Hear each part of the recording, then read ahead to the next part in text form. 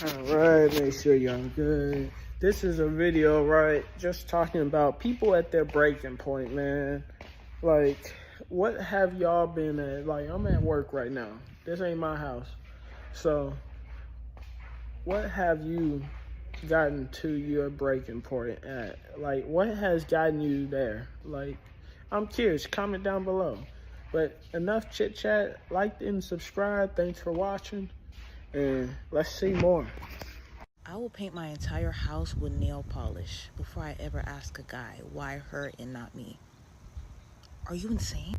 I think she's capped, because does she not know how long it takes for you to paint a house? Especially with nail polish. Stop all that, cap. I'm gonna say it again for the ones that won't listen to me. You have to crash out to get respect in your parents' house. They are not going to respect you if you keep doing the same things you've been doing because they don't care. You know what they do to you every single day? Disrespect you, curse at you, call you out your name.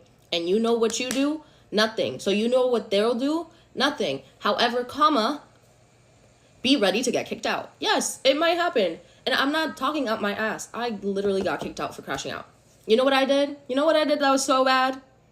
I didn't walk the dog. I said no to walking the dog because I got interrupted in my room, in my space, while I was naked and getting dressed with my mom screaming at me to go walk the dog. And I had it up to about here. And you know what I did? I said no. You know what I didn't do? Walk the dog. Next thing, same thing with my father. He came into my room. He was like, I heard you weren't walking the dog yesterday, blah, blah, blah, blah, blah. Go walk the dog. He tried to take my phone out of my hand. And he said, this is my phone. I pay for it, blah, blah. And I said, hold up. No, you don't, first of all. I paid for this phone because I had just given my mom like $150 to pay for the phone in advance. So he was in my face with literally his fist to my face and saying, well, you don't pay for this house so you can get out. Mind you, I was like 18 at the time. That was like the summer before my sophomore year of college. And the panini and unemployment was looking real nice. I knew in the back of my head that this was a possibility. I had already called my friend. I had already been packed. And the second he said that, I said, bet, I'm going, I'm gone, I'm done. You were doing too much. You're doing too much, okay? I had it. Even though, like, walking a dog might not seem so deep to y'all, for those in this type of family dynamics, you know that was just the straw that broke the camel's back. I was tired. So I said, okay, bet, I'm out. Called my friend, said, hey, plan is in motion, 5 p.m., come here after you're done with work. Started packing my little bags. My mom was at home. She came home. She's like, what's going on, me? ¿Qué pasó? I'm like, go talk to your husband. I packed up my bags, and I left. If you're going to crash out, do it big, and you might get kicked out. But you know what you're going to have? Freedom. Take it. You know what those people did next week? They ignored it like it never happened and then helped me move into college. They're just as weak-minded as you. You'll be back. Anyways, if you have any questions, let me know. Bye. See, from watching that, man, that's just crazy. She's saying take advantage of your family and just do them dirty. Like, I don't know what's wrong with these people, but I don't think that's the way you go about life. Like, you can't just disrespect people and then expect them to keep taking you back in. So be careful on how you do that. Just because I don't let the abuse eat me alive anymore and I keep it cute and cordial with you does not mean I fucking forgot. People will try to take your niceness as weakness, and when you stand up for yourself, they will paint you as a fucking villain, like you're like the most bitter person ever. Let them do that. My ex texted me a couple days ago asking, can you take off the domestic violence restraining order? And it's not like a please or anything would have helped, but he didn't even say please or anything. He was just like, can you take off the domestic violence restraining order? And when I feel like I calmly explained as to why I cannot do that, he was like, oh, well, like, it's holding me back. I could get a higher paying job. You know, that is my child's father, and I'm not the one to like hold someone's past against them. So I'm like, okay, if you sign up for therapy and anger management classes and you take them and you actually show improvement, I will so gladly take off the domestic violence restraining order. That's the only reason I have it, is because you can't control your feelings, and I feel like that's protecting me. And so I explained that, and then when he seen that I was basically saying no until he did that, that's when he was all like, oh, well, like, I just text you to like apologize and say sorry, like I didn't mean to cause any trouble. Not gonna lie, watching that, bro, she had a restraining order due, and he wants her to take that off. Women, don't fall for that trick. Trust me. He never even said please. He never even said sorry. He just said that after he seen that I was saying no. Like, what the fuck? It's funny when you heal yourself and you step out the relationship, because you're able to see the gaslighting and bullshit like so fucking clearly. And the kicker of all this is that I feel bad. I actually feel bad that he has to go through this and he can't get a higher paying job because my son is his son. So when he wins, my son wins. But what the fuck about me? What about my safety, how I feel? Like, this happened days ago and I'm talking about it days later because my anxiety has not stopped since he asked me that fucking question. I don't care what anybody says, but that's not fair to me. And as my son's mom, I deserve, it's my right to feel safe and happy. Like, I'm sorry, but dick don't make me crazy.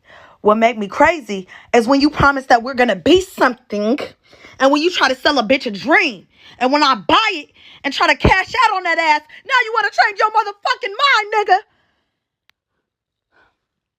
nigga. Whatever dream someone sold her, man, you just a F-boy. Because you got her damn eyes tweaking out like... I fucking cannot stand freshmen. Not freshmen in high school, freshmen in fucking college. Bitch, just because your mama is not right with you now don't mean you just go and run a fucking muck. Bitch, you still have to have decorum. It seems like whatever the fuck happened for the class of 2023, y'all just said fuck them brains. We leaving them in high school. Like, oh my fucking God, I haven't met one fucking bitch who's younger than me who actually knows how to fucking think. Like, oh my fucking God, who's actually intelligent, who actually has any type of intelligence at all. I have not met one. I have not met one. I have not met one. That's fucking sad. That's sad. Class of 2023, get it together. Maybe it's just fucking Michigan, but y'all are fucking annoying and y'all are fucking stupid and y'all need to be kicked out of fucking school at this point. Because I'm not understanding. I wasn't even this fucking stupid as a freshman. I didn't even do half of this shit as a freshman. Y'all hoes get here. Fuck y'all hoes. This one little bitch, she's so fucking annoying and she's so fucking immature. So I'm in Bible study, right? And in Bible study, we have something called an inspirational moment. Basically, you get up in front of everybody, you tell them something that God has done in your life, like something good, maybe a hardship that you was going through, how he pulled you out of it, something like that. Last week, we had a really deep and emotional moment. A young man was basically telling us about his life, and he endured so many things, so many hardships. It was a hard life. He had a very hard life, and I don't want to put his business on this app, but just know he was telling us some real deep and serious shit. This fucking freshman little bitch behind me gonna say, he's still talking. Yeah. He was literally talking about how his mom was going through abuse. Just to give my 2 cents, not gonna lie, I feel people shouldn't share their lives because a lot of people don't care. And some do. But when you do, you gotta notice that you can't get mad when you're sharing something and someone gets mad or loves it. You know, that's real. I noticed that with myself. I can't get mad or love it when someone's crying or happy with me or mad. But let me know in the comments, man, what you think. As she was saying that, as those words was coming out her mouth. All for her just to come this week and say, so she comes this week and just gives this long, drawn out, inspirational moment about nothing. Everybody gives her respect, even though she's talking about nothing. Nobody talks through her moment. Or for her to turn around and talk through somebody else's inspirational moment. Like, I don't understand. Didn't we learn one voice in kindergarten? Bitch, how old do you need to be to realize you can't talk over every fucking body? And just from seeing that, man, that just tells you, man, whether it's a relationship, it's materials, it's money, it's life, all of it's got people at their breaking point. And that's what's wrong with these people. They don't understand that's above us, that we're at our ending point. And if we can't work, how are they going to work? I'm just saying. So this is how you know if you are a bad bitch. Number one, you don't see anyone as competition. You just see yourself. You are constantly bettering yourself. It's you versus you, and everyone else can get a compliment because, baby, you don't compare yourself to nobody. You are uniquely your motherfucking self. Number 2, you surround yourself with people who are for your betterment, physically, emotionally, spiritually, financially. You are not playing with your time and your energy because you know how important and valuable you are and how much work it took for you to get to where you at. So you're not playing. Number 3, you adorn yourself in whatever you feel you must on any day of the week because you know life is short and you living it up, and expression makes you feel good. So even if you just want to wear a t-shirt and jeans, you want to wear a full beat to the store, it's your world, baby. We just living in it. Next, you take accountability for yourself, for your actions. You are constantly pushing the meter. You understand that rest is essential, baby. We got to keep our beauty sleep. But you is not afraid to get out there and grind and do what you need to do to get to the next level in your life. And lastly, you love yourself.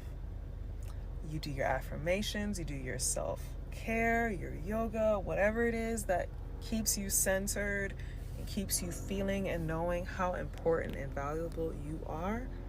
You're doing it. You're loving it. You have grace with yourself. You're patient with yourself. And through that self-love, you know how to be loved. Okay? Where my bad bitches at? Period. But she's speaking facts for reals, because, like, a lot of people are going through things, and we don't understand that. And that's where it gets harder. I've reached my breaking point of having to do this life thing alone. I just want to be held, nurtured, loved, cared for, physically, emotionally, spiritually, mentally, in all aspects. I want my heart and soul to be seen and held. I just can't do it alone anymore, and I'm at my breaking point. I can do it physically alone. I've been doing it, but I don't want to. I don't deserve to, because I am worthy of companionship, of community, of love, of affection, of support, of someone lifting me up, motivating me, encouraging me. I am worthy of that, so I deserve to receive that. I don't want to do it alone anymore, and I've been crying all day because of it. After watching that, I feel her on that. She doesn't feel like she needs all these things, but, you know, things get different, you know? Life get different. And I hope things got better for her, for reals. I was just coming from outside to head to my apartment. Why this guy said, hold the door, hold the door. I closed that door so fast in his face. And I said, he's like, you're just not gonna hold the door? I left my keys upstairs. You can open the door with an app. I said, show me the app. Show me the app on your phone. He's like, what app? That's how I know you don't live here. Cause you can open the door with an app on your phone. He's like, you really not gonna let me in? I said, no. I stood there for a good minute, looking him up and down. We just in a stalemate. He's like, never mind, I'm just joking. You just look so pretty. I just wanted to get your number and talk to you.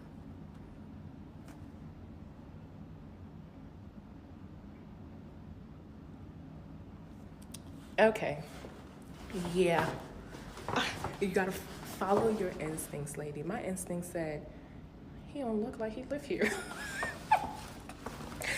That may be a wicked thing to think, but I was like, my instinct was like, that nigga don't look like he can live here. Close the door. And right I was, exactly. See, this is a normal thing that happens. That's not normal. Some random guy come up and be like, oh, I need to get in. Do you live there? Because that's serious stuff. He might invade and then hurt everybody. You know, be careful. The type of women that men want, they have to work their ass off to become a different version of themselves to get access to those women. And what women don't realize is when a man is at his lowest, his ultimate objective is survival of the fittest.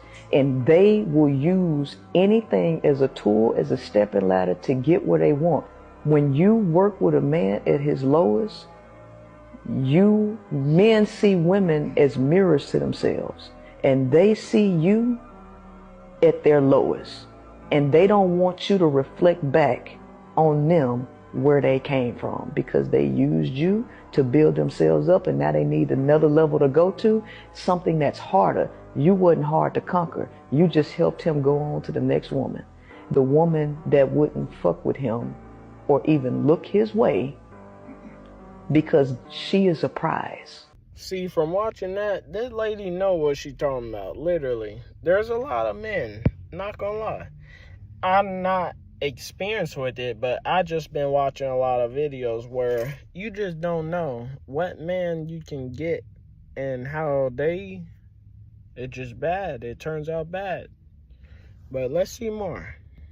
If you showed up real, you showed up genuine, you love with all your heart, and you did the best you could, and that shit didn't work out in your favor, do not take the punishment of the pain. Because the person that didn't know how to love you, the person that was disloyal, the person that did lie to you, the person that did manipulate or do anything under the sun to hurt you, they didn't have the resources to love the way you loved.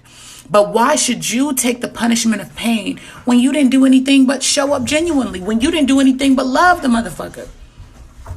If anything, they should be taking the punishment because they didn't show up pure. But why would you let that rest on your heart, your mind, and your spirit, and jade your vision of everybody else who might genuinely love just like you because they wasn't right? Don't take the punishment of pain when you show up genuinely and authentically, because you don't deserve it. See, watching this, men are very manipulative. They can manipulate you. I don't know why I struggle with that word, but yeah, that happens a lot. And the only way to avoid it is being smart like her. You see it, you cut it, and you're through with it. Simple. Don't forget to like and subscribe though, man, so we can go up in the algorithm. Thanks. I'm a recovering CCO, and if you're like, what's a CCO? Is a certified crash out. And I've been in recovery for about 3 years because it was just getting old for me. I wanted to evolve past that point, and also my frontal lobe had developed. The thing about being a recovering certified crash out is that it never really leaves you. The crash out, it just gets buried deep, like in your big toe. Like in your big toe is where the crashing out is. But when I need to access it, I garner all the energy, and then I proceed to crash out. And I try really hard not to even get to that point. But when you really chill and when you're really nice, people take that as a sign that like, oh, she's not a crash out anymore. She's really reformed. She would never be who she once was. That's a lie. That's not true. I'm just hiding it. I know when to really do it to the maximum effect. And sometimes it's even harder when people are like, take the high road, take the high road. Sometimes it be a lot of traffic up there. I like the low road. No traffic, just vibes, in my own lane, swerving, crashing out.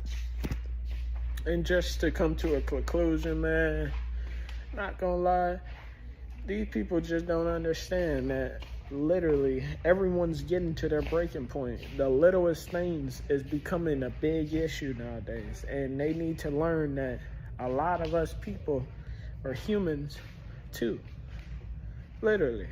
But y'all let me know down in the comments, man, do we deserve more respect, or is people just crashing out for nothing and they should just move on with everything and anything? But y'all let me know down in the comments, man, and like and subscribe so we can go up in the algorithm. Thanks.